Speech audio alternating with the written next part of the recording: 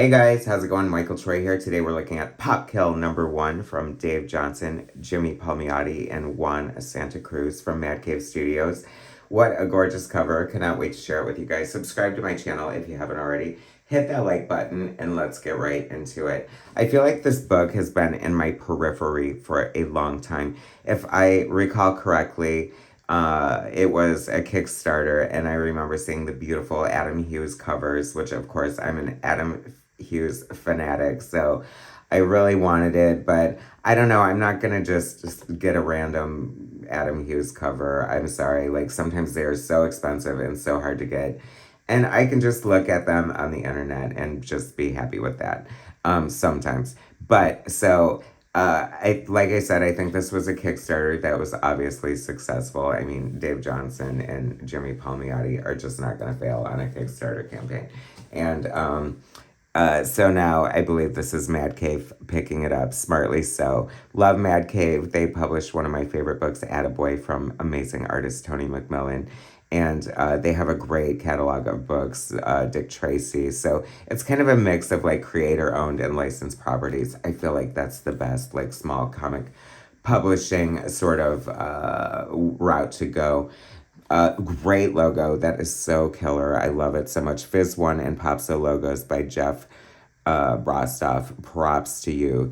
Pop Kill logo by Ryan Hughes and Dave Johnson. Love Ryan Hughes. I should have guessed. Love his aesthetic. He has such a pop art iconic look. Dave Johnson and Jimmy Palmiotti story.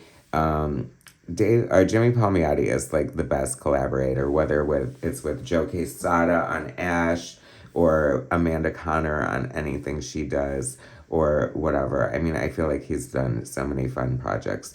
Juan Santa Cruz art. Low key, I was so shook when I opened the book and after I got it home and realized that Dave Johnson wasn't drawing the interiors.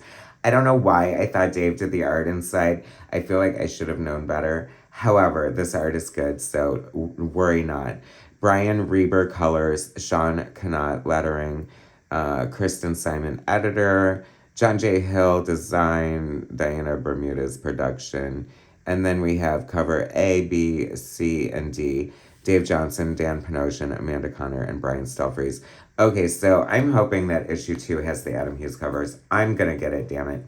So anyway, like I said, I was kind of shook when I realized that this wasn't drawn by Dave Johnson.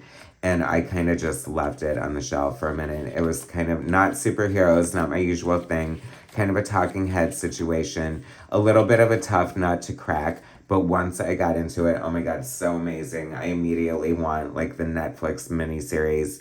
The protagonist here, what's his name? I don't know his name, but whatever. He's like the main guy.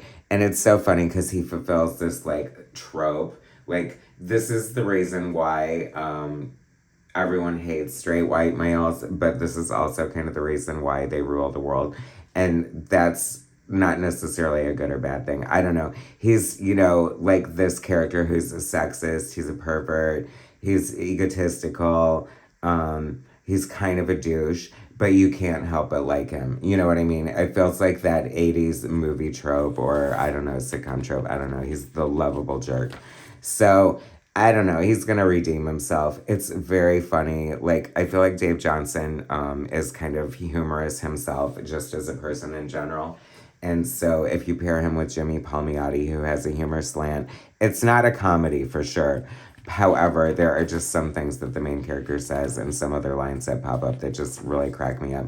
So it's basically this very high concept that is so interesting over the backdrop of the Cola Wars, Pop So versus Pop Fizz.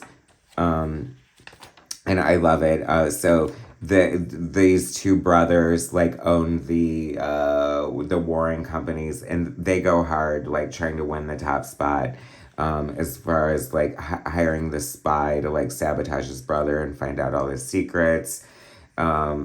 I don't know, there's just so much fun in here.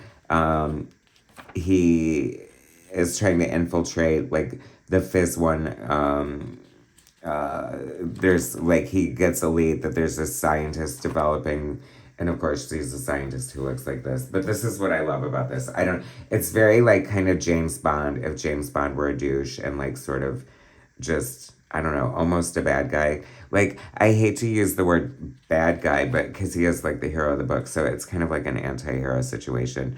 But I don't know, the logos are amazing. The art, once I got into it, is very serviceable. It's very good, and it very reminds me of the stuff that Continuity Comics was putting out. Remember Neil Adams' like company, which the comics look great. The colors were like very revolutionary, and this artist Juan Santa Cruz kind of has a little bit of that Neil Adams sketchy, realistic kind of style, which is kind of perfect for a story that doesn't have like fantastical elements in it. It's grounded in reality, or a version of reality. Brian Reber doing beautiful colors here, by the way. Love this pug. So much fun. My friend Diane has a gaggle of pugs, or whatever you would call a group of pugs. A puggle? I don't know. What is it? Anyway, this is so relatable in a way. Like, I don't know, if you're American, like you either drink Coke or you drink Pepsi. I mean, or if you're healthy, you don't drink soda at all. But it's kind of like how there's always two things warring. Like it's like Burger King versus McDonald's, or DC Comics versus Marvel. Like 8 billion people on the planet, and we always have like two people going at it for the top spot of any given thing. It's such a weird dichotomy, right? Anyway, lots of fun characters here. This is just like I said, once I got into it, I was hooked for sure. And I was hoping that there's going to be an issue 2, and I believe that there is an issue 2. Dave Johnson is amazing. Speaking of Dave Johnson's like interiors, he has an issue of The Last Halloween coming up, and he seldom, if never, does interiors anymore. So I'm so excited for that. So you all definitely need to pick that up. I will try to come back and review the second issue. Wish me luck getting that Adam Hughes cover, if he covers issue 2. I know he did a variant for one of the issues. I just know it. I see it in my brain.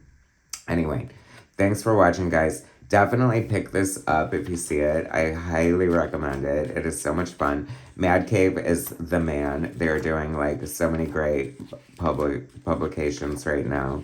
And like I said, I just recommend it. So anyway, thanks for watching. Subscribe to my channel if you haven't already. Hit that like button, and I will bring you more soon.